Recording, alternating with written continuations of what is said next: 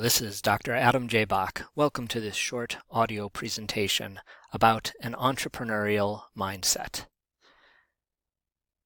Entrepreneurship is a number of different things.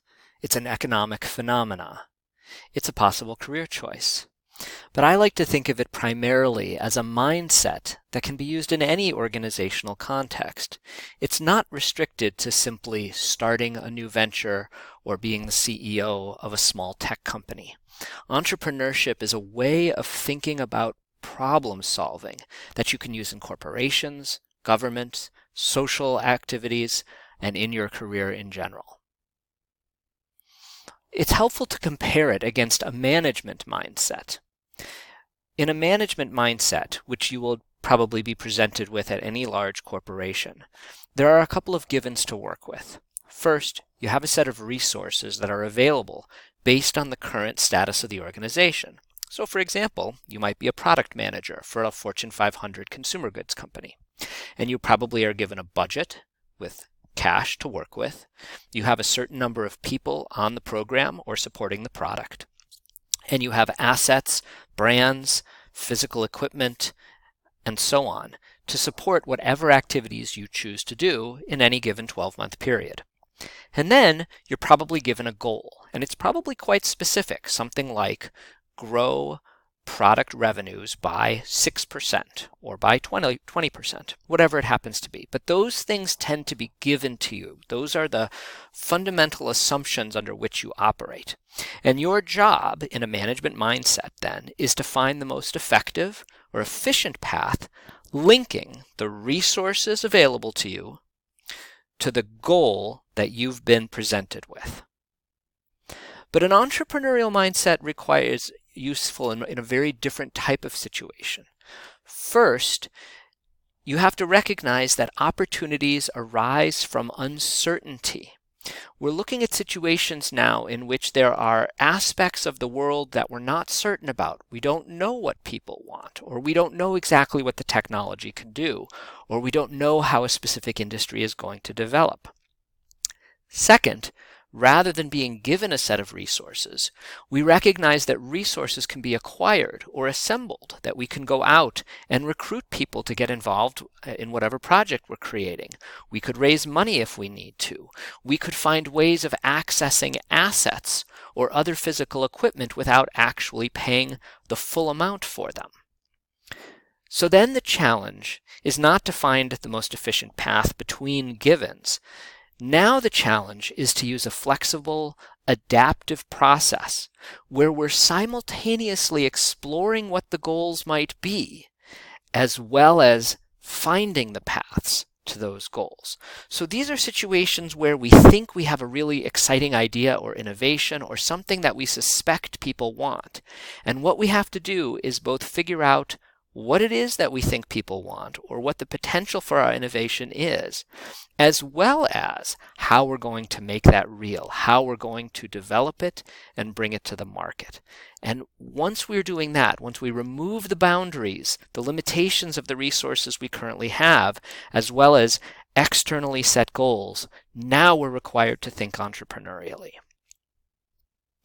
Professor Heidi Neck from Babson College, one of our leading practitioners of and instructors in entrepreneurship, has said that an entrepreneurial mindset is the ability to quickly sense, take action, and get organized under uncertain conditions. Uncertainty is when we don't know and we can't know everything that's out there.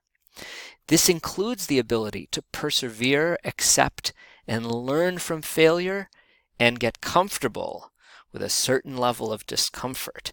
The great entrepreneurs are the ones who get up in the morning and they don't quite know what's going to happen, and they can work with that, or they thrive on that. I also think it's important to recognize that entrepreneurship is not just a theory. It's not just a set of processes. It is the practice itself. And I believe that in particular because I believe that entrepreneurship is a skill that can be partly taught, but that you get better at by practicing it. My own experience, related to entrepreneurship is that I had an engineering undergraduate degree, and I ended up doing strategy consulting with Fortune 500 companies. Neither of those are particularly entrepreneurially focused, but I then went back and did an MBA and got caught up in the excitement of what entrepreneurship is and began working with entrepreneurial organizations. And out of that, then, I developed an enthusiasm for starting companies and helping fund companies, and then went back and did a PhD in entrepreneurship in order to be able to study entrepreneurs and understand more about how they and their ventures actually work. The thing to remember is that entrepreneurship is always about doing something slightly differently than it has been done in the past. And that means, by definition, that whatever it is you're doing is slightly new. And in those kinds of situations, you have to practice in order to get good at it. Why should you then think about being an entrepreneur? Well, if that doesn't appeal to you, if the idea of doing new things or uncertainty doesn't appeal to you, then maybe you shouldn't be an entrepreneur. And I think that's a perfectly good conclusion to come to. But it's helpful to recognize a very important distinction between types of entrepreneurship. And as instructors and academics, we often distinguish between necessity-driven and opportunity-driven entrepreneurship.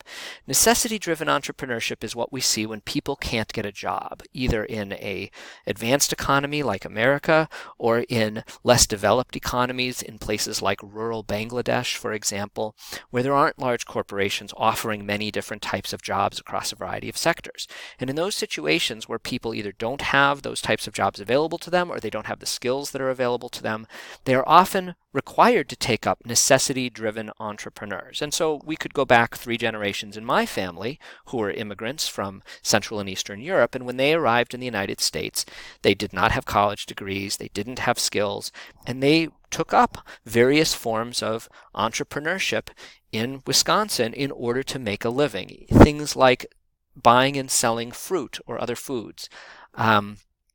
By contrast, we can talk about opportunity-driven entrepreneurship, and this is for the vast majority of you as students at UW-Madison. This is where you have potential, because most of you are not going to be required to take a job to make ends meet right when you graduate. You have the opportunity to pick and choose amongst the types of jobs that you might be interested in.